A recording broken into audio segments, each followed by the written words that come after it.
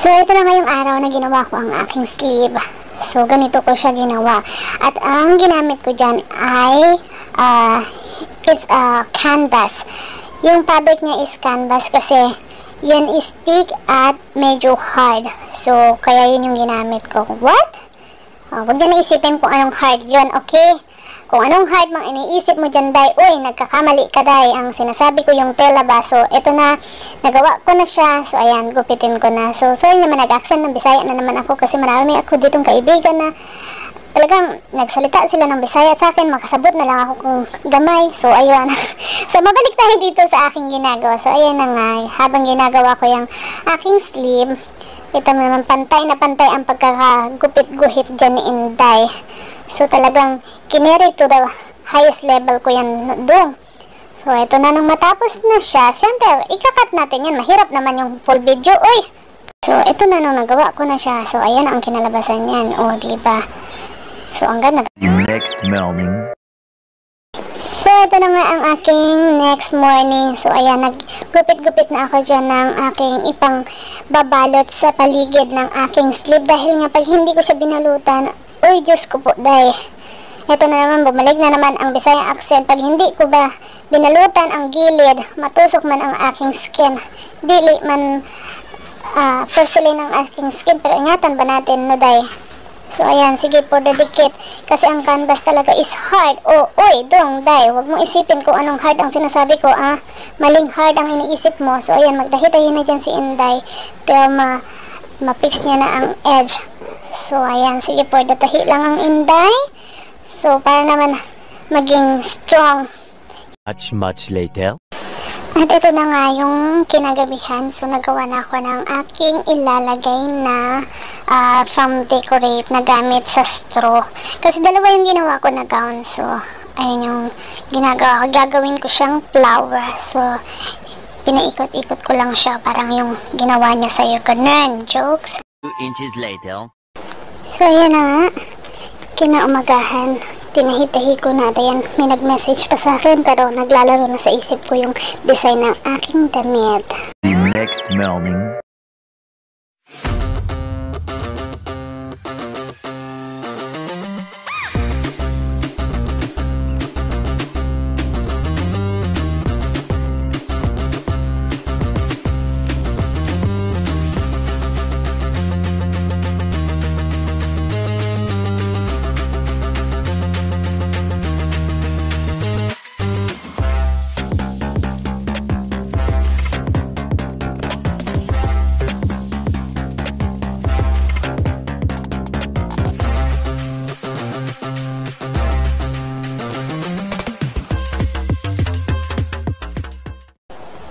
At ito na nga ang behind the scene after ng aming pictorial. Nagkagulo na talaga kami. See you on Cooking Day tomorrow! At ayun na nga, pagtapos ng aming pictorial, and then small clip video para sa kasama ang aming Reyna, and of course, ang aming photographer with Fres. At thank you so much dahil siya ay nagpa-deliver pa talaga ng pizza. At kung makikita nyo dito, talagang napakasili ko. Lahat ng picture ko is puro kalokohan. Kaloko ko talaga. So, ayan, doon ko lang na-realize na wala pala akong maayos na picture. Kasama namin sila Ate Ena, Ate Amia, and Ate Genevieve. At ito naman ang behind the scenes ng aming pagkain. Talagang todo lafang. At ito na ang pinakihihintay ko kasi gusto ko talagang napapanood to ang behind the scene ng aming pagpa-practice ng sayaw. Ayan, dala ang aming suporta ng aming Reyna Allen. So, after naming chibugan, ayan, nag-rest lang kami and then start na ng aming practice, ang behind the scene. So, Ate Ena and Abby ang nauna. So, ayan, for the yug-yug kending ang mga Inday. Sunod si Karil at saka naman si Ate Anya. So, ayan. Sige, for the kending, kami naman yung susunod. Kami is tatlo. At syempre, kauna-unahan ang aking bag, si Ate Genevieve and ako. Ayan. Ako yung naka-pink, Ate Genevieve yung naka-black, and then si Box Amar ko yung naka-blue. So, ayan, for the kendings. Inday, sige lang, kaya mo yan. Gilingin mo ang taba mo. And then, ang susunod naman is si Ann at si Ate Van. So, ayan. So, yun na nga guys. yan yung nangyari nung pagkatapos ng aming pictorial. Hindi ko mapatugtog yung talagang sayo namin dyan, pero kakantahin ko na lang ng konti.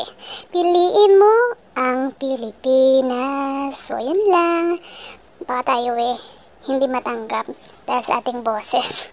So, ayan, iginit na pa nila ako. Diyos ko, kitang-kita ang aking taba. So, ayan, nagkamali ang aking box. So, for the ikot again, na parang nag-jogging lang si Inday dyan. Oh. So, ayan na naman, for the kending ulit, para matagtag ang taba. So, ayun, finally, na ano na siya, na correct na siya. O diba, para akong nakawig dyan, pero hair ko talaga yan.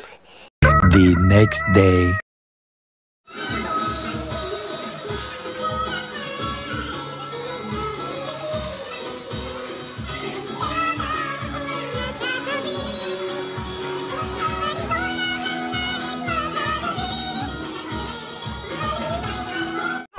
Fast forward, ayan, nagpapapalatada na ako ng mukha. So, natatawa pa ako niyan. So, thank you nga pala sa napaka-supportive naming Reyna, Allen. So, salamat sa pagpalatada ng mukha ko na kahit napakalikot ako, tawa ko ng tawa. Talaga namang wala siyang pake. One eternity. Magbigay po kayo sa ating lupang sinilangan at pinangunahan niya ni Mr. Raymond dahil nga ginugunita natin ang ika-126 ng kalayaan. 2 inches later. At ayun na nga guys, tapos na kami magbigay galang sa ating pambansang awit. Ngayon naman, dumako naman kami sa pag-auction ng mga painting. At right next to this ay ang rarampang mga Pilipiniana. To give ideas, these are the criteria of the best dressed Filipiniana. Poise and confidence, we have 25%. Sense of style and elegance, 25%. Suitability and fitting, 30%.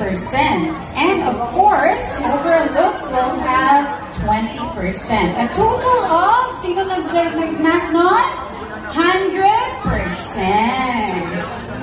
And for the judges,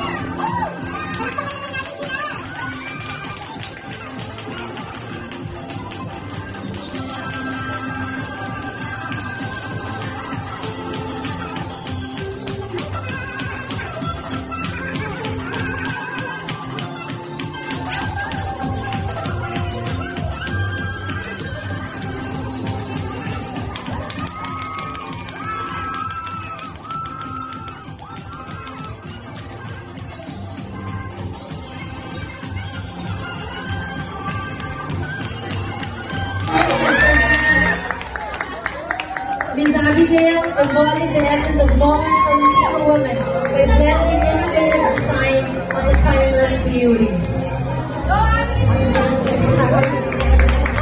Next, we have Karil Lee. Ms. Amar's updated version of the traditional Filipiniana outfit is inspired by the traje de Estiva. It showcases the famous butterfly sleeves adorned with shells and embroidered with the word Pilipinas, opting for a red fabric, symbolizing patriotism, valor, and willingness to make sacrifice of freedom. In addition to this element, Ms. Amor has adorned her attire with small flowers. This lovely outfit is made of high-quality fabric and adorned with a design featuring alpaca fibers, showcasing national symbols like grains of rice, fans, and hats. At ayun na nga mga ka-Inday Rakitera. Ako ang nagbablog na vlogag lang talaga. Wala talaga akong video that day. As in, haggard na si Inday. At eto na nga, meron akong naspatan dito. O diba? Ano kaya yan? Pinag-usapan na nila ang aking bangus. So, ayun na nga, kahit wala akong video, syempre, kuhanin ko yan sa mga WeChat moments nila. Uy, nang may maipost naman ako. Salamat sa inyo!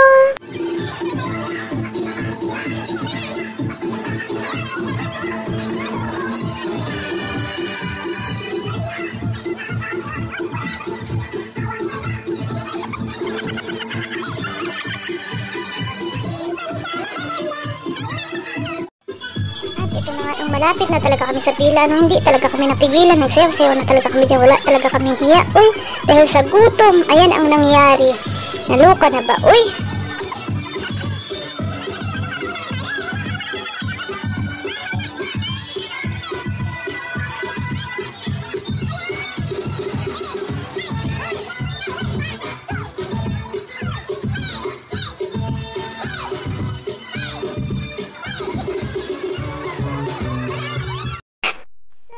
Pagkatapos naming rumampa, so for the kain ng mga Filipiniana girls. So ayan, that time nagrarakit talaga niya si Inday. Hindi alam kung kakain ba talaga siya or pipindot ng cellphone, pero may transaction kasi ang Inday Rakitera niya dyan. So for the transaction muna siya. At ito naman ang aming mga food na talagang napakasarap.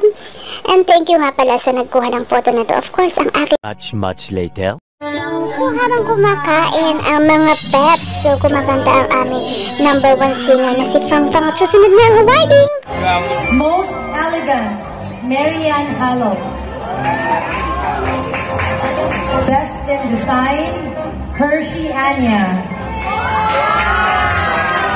Most creative, Rowena Amen. And the winner for People Choice Awards, garnering a 104 points, is Karel Lee.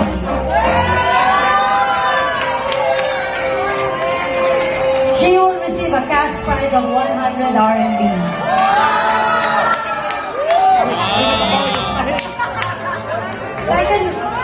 Second runner-up, we have... What is 0? Okay. So second, Evangeline Camp for second runner-up. And she will also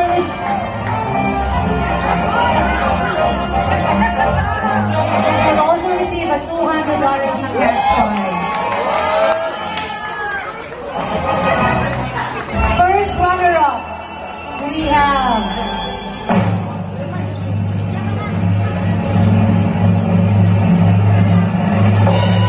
Amor Senior. She will receive a certificate and a 300 RMB.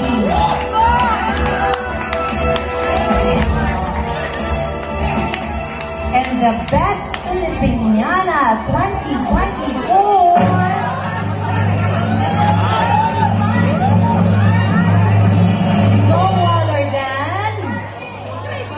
And most culturally inspired, Cristel Garcia. She will also receive a 500 RMB cash.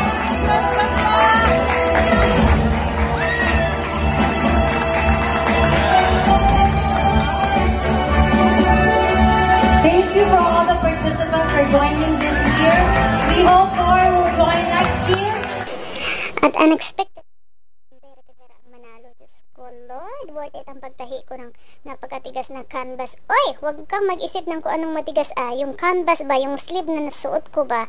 At saka syempre ang abaca fiber, hindi ko alam kung paano yung pagtagpi-tagpiin dahil nga ang abaca fiber is hiwa-hiwalay ang kanyang thread. Ay naku, pero ayan, kinaya naman ni Inday. O diba, worth it ang hirap ni Inday sa pagtahi-tahi. And nagpapasalamat ako sa lahat na bumubuo na yan. At of course, ang aking Ate Rose supportive sa akin ay especially sa kanya dahil talagang kinukuha ko talaga mga picture sa kanya o siya lang ang nagpicture-picture at saka ibang mga audience dyan para lang ako may upload. So, ayun na nga, nagbisaya na naman ang Inday nyo. Ay, Ewan ba, nagmi-mix na talaga ako, nagbibisaya, nagtatagalog, nag-English, Chinese, bahala na kayo dyan. So, ayan ang aking vlog. So, ayan ang aming mga kaganapan that time. So, hope you enjoy. And if you are new to my YouTube channel, please like, share, subscribe, and click the notification bell button for more videos update. Paalam! Happy Independence Day! Late upload man, at least hindi huli.